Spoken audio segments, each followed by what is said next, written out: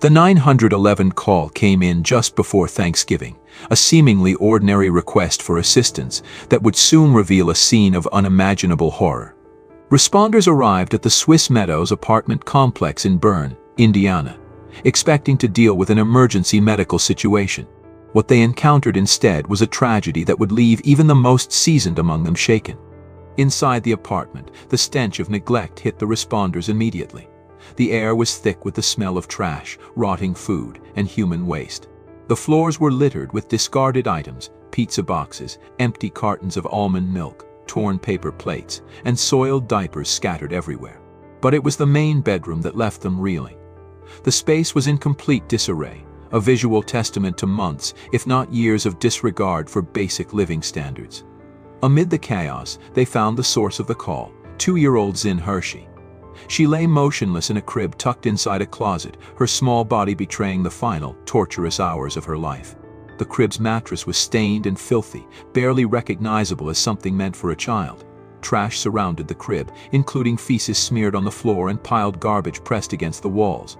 The closet itself was claustrophobic, approximately 6 feet by 8 feet, with a space heater placed dangerously close to the crib. Investigators noted that the closet door had been shut nearly all the way, trapping the heat inside and turning the tiny space into a death trap. Infrared readings taken by the fire department confirmed the devastating conditions. Temperatures inside the room had soared to 109 degrees Fahrenheit. On the floor near the crib, the temperature was measured at 96.8 degrees, while Zin's small chest registered a staggering 109.5 degrees. Zin's body bore the unmistakable marks of severe overheating. Her head was darkly discolored, and her skin showed signs of heat-related stress. She was wearing a soiled diaper, adding to the indignity of her final moments. Forensic investigators later determined that her death was caused by hypothermia, a cruel irony given that she had died in suffocating heat. The scene was more than just tragic. It was a damning indictment of the environment in which Zin and her siblings had been forced to live. The apartment was a place of squalor and neglect, utterly unfit for children. The fire department's concerns extended beyond the immediate family. They worried about the potential dangers posed to other tenants in the building, given the conditions they found. As authorities worked to document the scene, they discovered more troubling details. Zin's 2 siblings, also young children, were found in similarly appalling conditions. Both were infested with lice, their hair matted and unkempt. The apartment's filth was not an isolated incident, but part of a larger pattern of neglect that had plagued the household. The parents, 21-year-old Cynthia Perez and 23-year-old Zin Hershey, were present when the responders arrived. Their statements only deepened the investigators' disbelief. Cynthia admitted to placing Zin in the closet the previous evening at around 7 p.m., with the space heater turned on and the door nearly closed. She claimed that she and Jace had both been home the following day, but had not checked on their daughter until after 3 p.m. over 19 hours later. What could explain such neglect? Why had no one intervened sooner? These questions hung heavy in the minds of investigators as they began piecing together the events that led to Zin's death. For now, all they could do was document the overwhelming evidence of a life lost too soon. By the time the investigation at the apartment was complete, it was clear that Zin's death was more than a tragic accident. It was a preventable outcome of prolonged neglect. As her lifeless body was carried from the apartment, there was a palpable sense of sorrow and outrage among the responders. Zin's story had ended in that sweltering closet, but for those who had seen the scene, the fight for justice was only beginning. As investigators dug deeper into the circumstances surrounding Zin Hershey's tragic death, a chilling pattern of neglect began to emerge. What happened in that sweltering closet was not an isolated incident, but the culmination of years of indifference and irresponsibility by her parents, 21-year-old Cynthia Perez and 23-year-old Zin Hershey. Cynthia's initial statements to the police were both disturbing and revealing. She admitted that she had placed Zin in the closet on the evening of November 26, 2024, at approximately 7 p.m. The space heater had been turned on, and the closet door was left almost completely closed. When asked why she or Jace hadn't checked on Zin for nearly 19 hours, Cynthia appeared indifferent, claiming they hadn't woken up until around 12:30 p.m. the following day. Even then, neither parent checked on their 2-year-old daughter until late in the afternoon, more than 3 hours after waking. Zin's living conditions were appalling. The small, enclosed closet where she spent her final hours was cluttered with trash and reeked of human waste. Feces smeared the floor, and dirty diapers were left unattended throughout the apartment. The crib mattress on which Zin lay was soiled, stained, and barely suitable for any child. The space heater, meant to provide warmth, had instead created a deadly heat chamber. Forensic evidence showed that the temperature in the closet had soared to 109.5 degrees Fahrenheit, a lethal level of heat that no one could survive, let alone a vulnerable toddler. The neglect extended far beyond Zin. Her 2 siblings, both under the age of 6, were found in similarly deplorable conditions. Their hair was matted with lice, and their clothes were visibly dirty. They showed signs of prolonged neglect, both physical and emotional, trapped in a home that could only be described as a nightmare. The Department of Child Services, DEECS, quickly removed the surviving children from the apartment, ensuring they would not spend another day in such an environment. Neighbors expressed shock and disbelief at the revelations, but some admitted they had suspected that things weren't right in the Hershey household. The family kept to themselves, and their apartment was rarely visited by outsiders. Noise complaints and odd smells had been reported in the past, but no action had been taken to intervene. Zin's death served as a grim reminder of how easily neglect can hide behind closed doors. Cynthia and Jace's behavior raised more questions than it answered. Both parents claimed they hadn't realized the danger of placing a toddler in a confined space with a running space heater. Yet, as investigators pointed out, the extreme heat in the closet would have been unmistakable even to someone standing outside the door. The parents' decision to leave their child unattended for nearly an entire day was further evidence of their disregard for her well-being.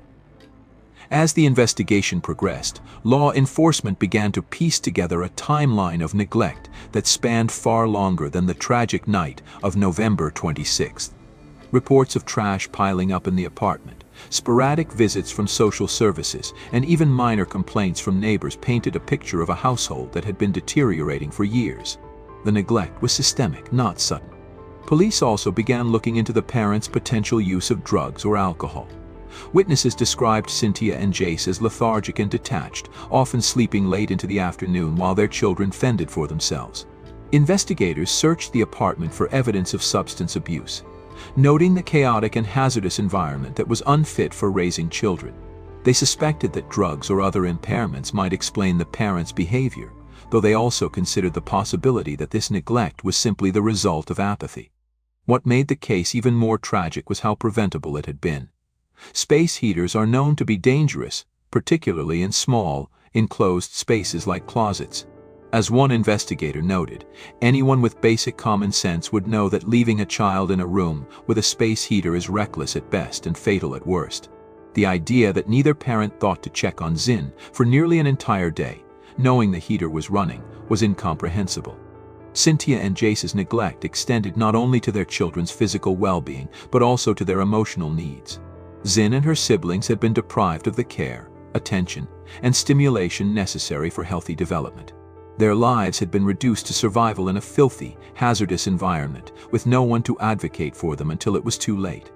For investigators, one thing was clear: this was not a simple case of an unfortunate accident.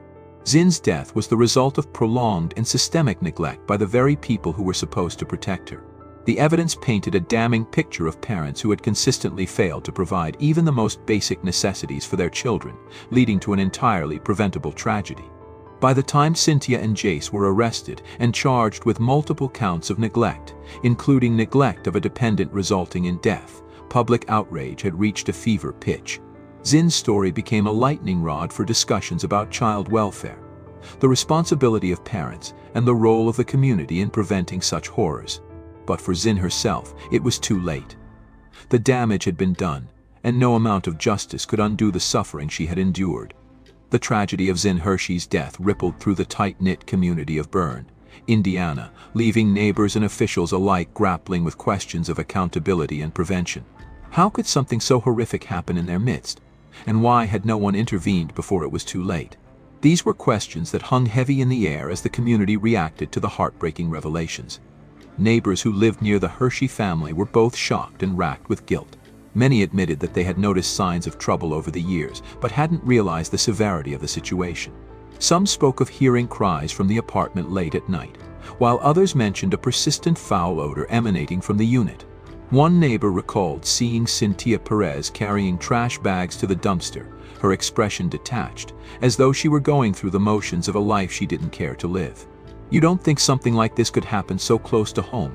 another neighbor said. "But looking back, maybe we should have known something wasn't right." The community's sorrow quickly turned to outrage as more details about the Hershey household came to light. News reports painted a harrowing picture of the filthy conditions in which Zin and her siblings had lived. Feces-stained floors, lice infestations, and piles of trash were only part of the problem. The space heater that ultimately killed Zin was a stark symbol of the neglect that defined the children's lives. As one resident put it, it wasn't just the heater that killed her, it was the years of not caring. Public sentiment toward Cynthia and Jace was overwhelmingly hostile. Social media was flooded with posts condemning their actions, with many calling for the harshest possible punishment. "There's no excuse for this," one commenter wrote. "These weren't parents, they were monsters." Others directed their frustration toward the broader systems in place, questioning whether social services or the community itself could have done more to protect the children. "How did this go unnoticed?" another commenter asked. "Where were the checks? Where was the oversight?" Amid the outrage, there were also moments of reflection. Child welfare advocates seized on Zin's death as a call to action, urging the community to be more vigilant about the signs of neglect and abuse. "We have to do better," said one advocate during a vigil held in Zin's memory. "Children like Zin can't speak for themselves. It's up to us to notice when something's wrong and to act before it's too late." The vigil, held just days after Zin's death, was a somber affair. Residents gathered at a local park, lighting candles and placing flowers around a makeshift memorial. A large photo of Zin was placed at the center, her innocent face a haunting reminder of the life that had been lost. Parents held their children close as community leaders spoke about the importance of protecting the most vulnerable members of society. "This shouldn't have happened," said the mayor of Bern, his voice breaking. "And it can't happen again." Legal and child welfare experts weighed in on the broader implications of the case. Some pointed to systemic failures in the oversight of at-risk families, arguing that more frequent home visits and stricter follow-ups by social services could have prevented Zin's death. Others highlighted the need for better education around the dangers of household appliances like space heaters, particularly in low-income households where such devices are often used as a primary source of heat. Critics of the child welfare system were quick to call for reforms. "It's not enough to remove children from homes once something terrible has already happened," said one expert. "We need proactive measures to identify and address neglect before it becomes fatal." Advocates pushed for increased funding for child protective services, arguing that overburdened caseworkers often lack the resources to properly monitor high-risk families. The tragedy also sparked a discussion about the role of the community in preventing similar incidents. Many residents expressed regret that they hadn't spoken up sooner about the warning signs they had noticed. "We all share some responsibility," one attendee at the vigil admitted. "It's easy to think, it's not my business, but if we don't step in, who will?" Zin's story resonated far beyond the borders of Bern. Media coverage of the case drew national attention, with commentators debating the line between parental negligence and criminal culpability. Some argued that Cynthia and Jace's actions were tantamount to murder, while others emphasized the systemic factors that often contribute to such tragedies, including poverty, mental health struggles, and lack of support for young parents. For those closest to the Hershey family, the tragedy was a stark wake-up call. Teachers, neighbors, and family friends began reevaluating their own interactions with the family, searching for missed opportunities to intervene. The two surviving children, now in the custody of the Department of Child Services, became a focal point for community support efforts. Donations poured in to provide them with clothing, toys, and basic necessities, a small but meaningful attempt to ensure they wouldn't endure further suffering. In the end, Zin's death left a scar on the Bern community, one that would take years to heal. But it also sparked a determination to do better, to notice, to act, and to protect. As one resident said during the vigil, "We can't bring Zin back, but we can make sure her death wasn't in vain." The legal proceedings following Zin Hershey's death were as grim and heart-wrenching as the case itself. For the authorities, the evidence against her parents, 21-year-old Cynthia Perez and 23-year-old Zin Hershey, painted a picture of negligence so extreme that it bordered on criminal recklessness. The charges brought against the couple reflected the severity of their actions: 3 felony counts of neglect, including neglect of a dependent resulting in death and neglect of a dependent. The weightiest charge, neglect resulting in death, carried a potential prison sentence of up to 40 years. Prosecutors were clear in their approach from the outset. They sought to hold the parents fully accountable for Zin's death. This wasn't an accident, the lead prosecutor stated during the initial hearings. It was the culmination of months, if not years, of willful neglect and an utter failure to provide basic care for their children. The timeline presented by the prosecutors was damning. On the evening of November 26, 2024, Cynthia had placed Zin in a small closet with a space heater running. The closet door was nearly closed, sealing in the heat. Cynthia and Jace then went to bed, failing to check on their 2-year-old daughter for nearly 19 hours. By the time they opened the closet door the following afternoon, Zin's body temperature had soared to 109.5 degrees, and she had already succumbed to the unbearable heat. Investigators sought to uncover what had led to such extreme neglect. They conducted a thorough search of the Hershey apartment, documenting every detail. The filth, the trash, the lice-infested siblings, it all pointed to a pattern of behavior rather than a single moment of poor judgment. Detectives also examined whether drugs or alcohol played a role in the parents' actions. While no substances were immediately found, their lethargic behavior and the conditions of the home raised questions about their state of mind and priorities. Adding to the complexity of the case was the question of intent. While the prosecution did not allege that Cynthia and Jace had set out to kill their daughter, they argued that their actions demonstrated a reckless disregard for her life. Neglect doesn't have to be intentional to be deadly, the prosecutor told the court, but it does have to be answered for. The defense team, in turn, faced an uphill battle. They argued that while the parents had clearly failed to provide adequate care, the death was not premeditated. Cynthia's lawyer claimed that her young age and lack of experience as a parent contributed to her poor decision-making. Jace's defense took a similar approach, framing him as overwhelmed and ill-equipped to handle the responsibilities of fatherhood. They were young, they were struggling, and they made a terrible mistake, the defense said. But a mistake is not the same as malice. However, the physical evidence left little room for sympathy. The forensic analysis of the space heater showed that it was capable of producing dangerously high temperatures in enclosed spaces, and the closet's dimensions amplified its effects. Photos of Zin's crib, the soiled mattress, and the garbage-strewn floor were presented in court, eliciting audible gasps from those in attendance. These images, coupled with the autopsy report confirming hypothermia as the cause of death, left no doubt about the conditions Zin had endured. As the case progressed, the surviving children's well-being became a focal point. The Department of Child Services confirmed that they had been placed in foster care and were receiving medical treatment for lice and other signs of neglect. Their removal from the home was presented as evidence of ongoing danger, not just to Zin but to her siblings as well. These children were living in a toxic environment, a child welfare advocate stated. It was only a matter of time before another tragedy occurred. Public reaction to the trial was intense. Some demanded harsher charges, calling for a murder indictment rather than neglect. However, Indiana law did not provide a specific homicide charge that fit the circumstances. The prosecution explained that neglect resulting in death was the most severe charge available under the state statutes. This is not about technicalities, the prosecutor said.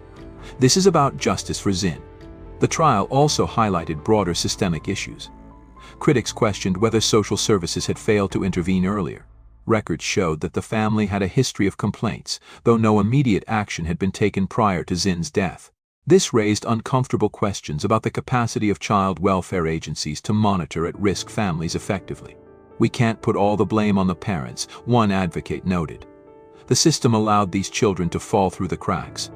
Throughout the proceedings, Cynthia and Jace showed little emotion. Observers noted their stoic expressions as graphic evidence of their daughter's death was presented. This lack of visible remorse only fueled public anger, with many accusing the couple of being indifferent to Zin's suffering. "They didn't care then, and they don't care now," one attendee at the trial said.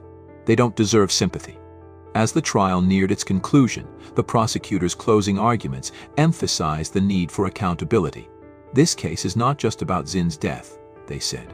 It's about the 2 years of neglect she endured before that day. It's about her siblings, who were subjected to the same conditions. And it's about making sure no child in this community has to suffer like Zin did ever again. The defense, in contrast, pleaded for leniency, framing the case as a tragic mistake rather than a crime of intent. These are young parents who failed, the defense argued. But they are not monsters. The jury deliberated for 2 days before delivering their verdict. Cynthia and Jace were found guilty on all counts, including neglect of a dependent resulting in death. Their sentencing hearing loomed ahead, with both facing the possibility of decades behind bars. For Zin's surviving siblings, the verdict offered some hope for a better future. But for Zin herself, no justice could undo the horrors she had endured. Zin Hershey's death remains a haunting reminder of the silent struggles children face behind closed doors. Her story unraveled not just a personal tragedy but systemic failures that allowed such extreme neglect to go unnoticed for years. As her parents awaited sentencing, the broader implications of the case came into focus: the need for stronger child protection laws, better oversight by social services, and heightened community vigilance. The Byrne community grappled with guilt and anger. Vigils were held in Zin's honor, where residents pledged to ensure no other child would suffer as she had. Her surviving siblings were placed in foster care, their removal from a toxic environment offering a sliver of hope amid the sorrow. Donations of toys, clothes, and funds poured in for the children, a gesture of collective remorse from a town mourning its inability to protect them sooner. Child welfare advocates used Zin's story as a rallying cry. They pointed to gaps in Indiana's child protection system, urging lawmakers to prioritize proactive measures. This wasn't just a failure of parenting, one advocate said. This was a failure of everyone: the community, the system, and society at large. The trial of Cynthia Perez and Zin Hershey became a focal point for legal reform discussions. The couple's neglect leading to Zin's death exposed limitations in Indiana law, where charges like neglect of a dependent resulting in death carry heavy penalties, but do not fully capture the gravity of such cases. Legal experts debated whether more comprehensive laws should be enacted to address extreme neglect that leads to fatalities. Despite the outrage, some called for compassion. Cynthia and Jace's defenders argued that their actions, while reprehensible, stemmed from a lack of resources, education, and support.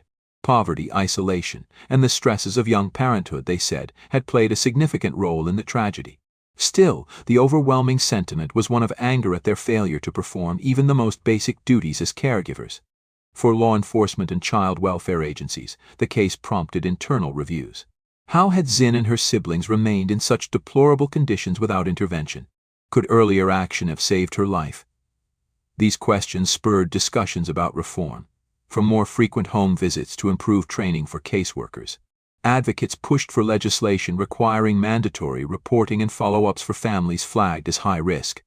In the end, Zin's legacy became a painful but necessary reminder of the responsibility communities bear to protect their most vulnerable members. Her death was preventable, a stark symbol of what happens when neglect is ignored and accountability is absent. As the community gathered for a final vigil at a local park, candles illuminated a large photo of Zin, her innocent face framed by flowers. Parents held their children closer that night, vowing to notice, to intervene, and to act when something felt wrong. "We can't bring her back," one speaker said, "but we can honor her by making sure no other child is forgotten."